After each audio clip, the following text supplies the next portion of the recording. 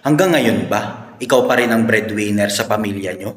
Yung tipong ikaw yung sumasagot sa lahat ng gastusin sa bahay, tapos yung ibang kamag-anak mo, ibang kapamilya mo, nangihingi pa sa'yo. Aba kapatid, 2026 na. Baka kailangan mo nang mag-isip-isip tungkol dyan.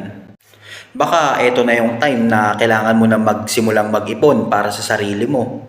Baka eto na yung time na kailangan mo nang magplano para sa hinaharap mo. Kasi lumilipas ang panahon di ba? Hindi naman habang panahon kaya ng katawan natin na magtrabaho lang palagi. Siyempre, darating at darating yung time na magre-retire tayo. Ang sa akin lang naman ako'y nagpapaalala lang po Ang mahirap kasi na tumanda tayo na wala tayong ipon, di ba?